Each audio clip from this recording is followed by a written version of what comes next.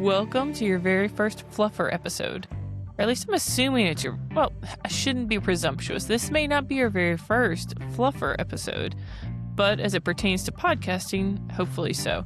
This is going to be new for Season 2. I'm going to do these little bitty quick episodes, either answering some questions that you guys have sent in, or maybe clearing the air on something that we spoke about in a previous podcast that I feel like needs to be talked about a little bit more.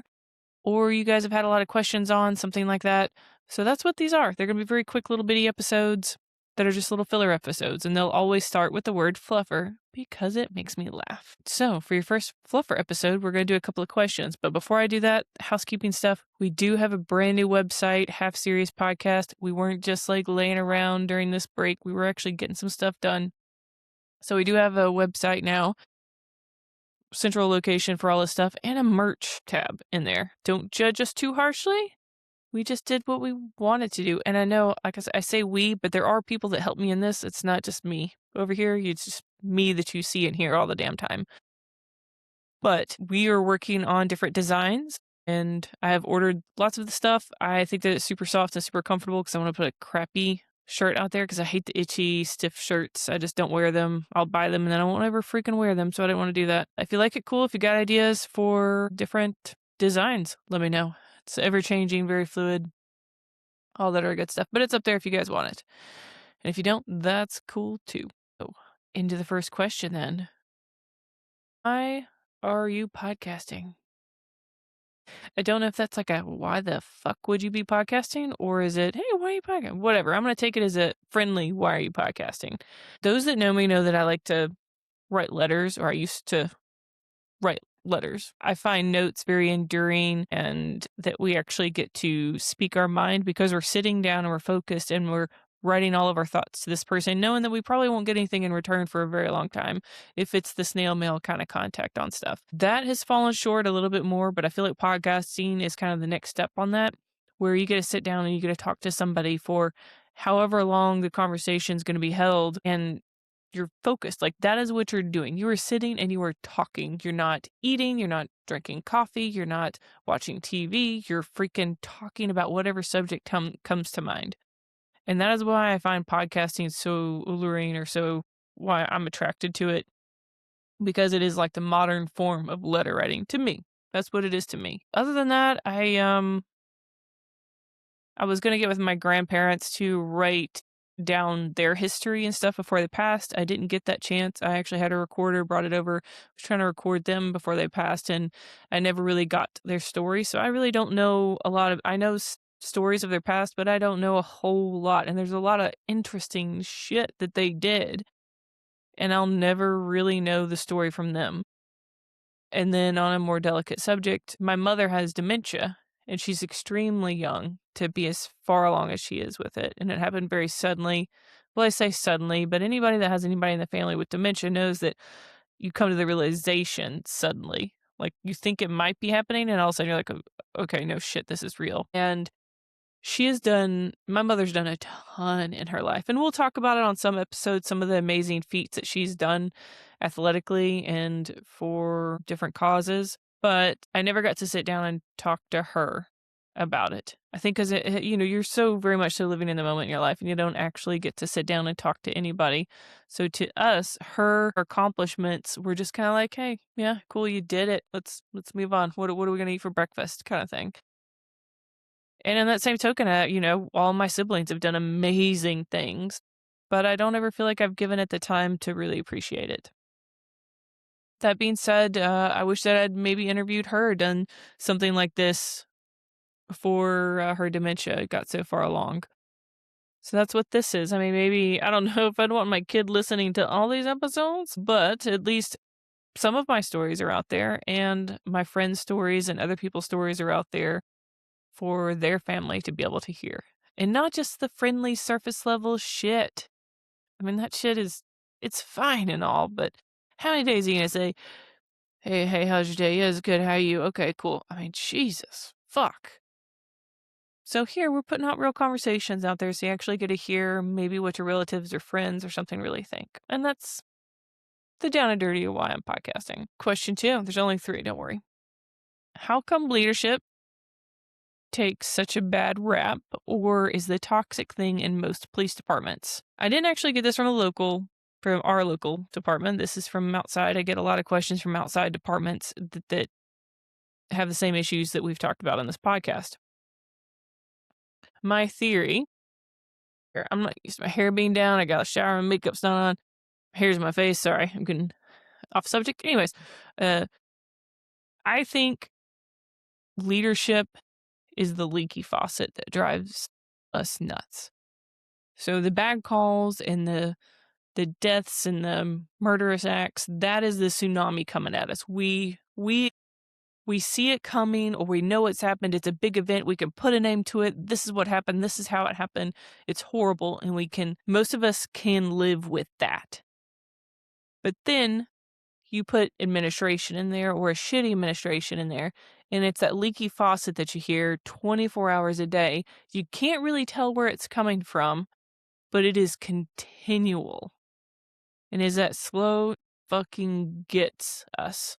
Now, it's not in every department in every place, but I found after the massive amounts of DMs and stuff I was getting on the subject that it is I feel like it's permeated a pretty good bit of the police departments, and I don't know why that's been such a rising issue, but it has been. So I'd say, because the secondary is this, how do you know that you are not part of the problem? And I would say, if you continually ask yourself, are you part of the problem? I never stop asking myself this. I mean, I think I'm part of any problem, right? I don't think I was a perfect leader by any means. I could have been way better. But the minute that you shut that door and you don't actually ask yourself the question, am I part of this problem? Or I am part of this problem because I am an admin. How can I help fix it? You have to continually ask yourself that question. I know one time we had, for those of you that are familiar with Jocko Willink, who isn't at this point, we hired his company, Echelon Front, to come in to speak to our department. And one of our leaders the entire time kept asking questions, but all of those questions were surrounding how to get rid of a certain captain or how to get rid of a certain individual or handle a certain individual. It wasn't an inward asking question of how can I be better? And I found that, 80% of the people that were in that room were asking themselves, how can they be better leaders? How can they be better at helping their people and all this other stuff? Whereas the toxic individuals will be asking, what can I do to get rid of people? Or how do I handle these bad people? And I'm not saying that's a bad question, because you do need to know how to handle disruptive individuals. But if there's never any inward asking questions, then you're probably part of the problem. I don't know. That's just my opinion. Like this whole fucking podcast. Just don't be a leaky faucet. If anything, be a fucking tsunami and then get the fuck out if you're a leader. All right, third question. I don't think I like this question very much. You seem single. Why? What does it mean when you say you seem single? Like, what does that entail? Is it because I don't wear makeup on a lot of these podcasts? Because I mean, that also could just be I don't give any fucks anymore. But what does that mean, guys? Anyways, why? Okay, well, I'll say that I do date, right? I date. Not a whole bunch because I'm busy and I like to do things that are fun for me and not just waste an evening with somebody that might be a piece of shit. But I do date and I like to give people opportunities and I like to be able to, yes, and I did say give them opportunities because it's an opportunity to date somebody. I'm not saying that I'm this level 10 fucking person. I'm just saying it is an opportunity anytime you date somebody because it's an opportunity for a relationship to happen. But I also like my hobbies and I like to live life and I don't like to waste every day of every week dating. That's not my end all. That's at the end of my life. I'm not going to say, damn, I wish I'd dated more. I mean, I don't think, hell, I don't know. But I'll also say that these are the dates you have at my age. Let's see, the worst one I had was, most of you guys already know this story because I've said it if you know me.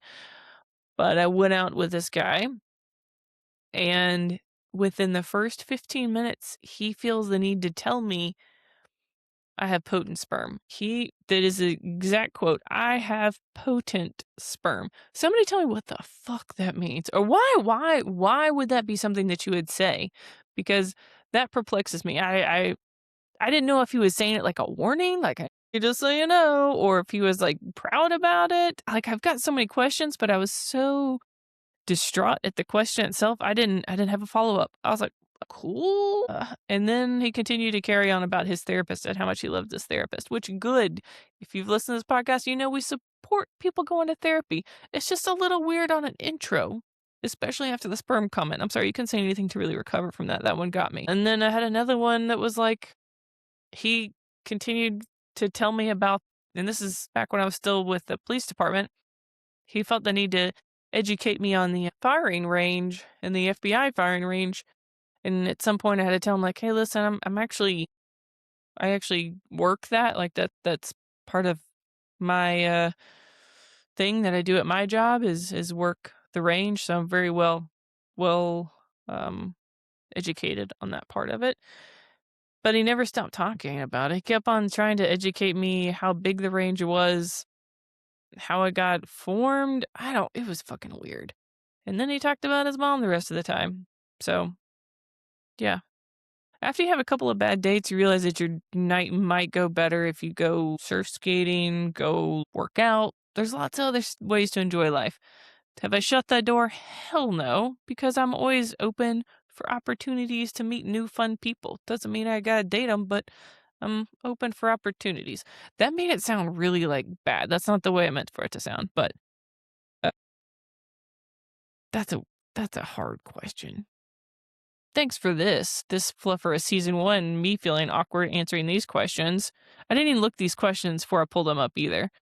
I just picked 3 random ones, so you guys got to feel the awkwardness with me. All right, so that's the end of your first Fluffer episode. Don't forget to check out our website, tell us how shitty it is, and yeah, pick up some merch if you want it. And feel free to send us any more of these questions at tess@halfseriousllc.com. Or you can always just DM us too on any of those platforms. But if you feel the need to ask me any more of these awkward questions, I will try to pull them up randomly and read them off and answer them as they come in. That's it. First Fluffer episode. See, look, it's like under 20 minutes. It's like, what, 10, 12 minutes, something like that? Bam! Season 2 starts Tuesday, 3/10. It's our first full episode. And we have got a crap ton of guests coming up, and I am thoroughly excited. It's not as much police heavy this go around as we knew it would turn at some point, but we do have some EMS, EMA, police coming up through the season. That's it. If you guys want to be a guest, or if you know somebody that should be a guest, email me and give me their contact information, or tell me your story, and we'll get you on here. That's it. Enjoy your week.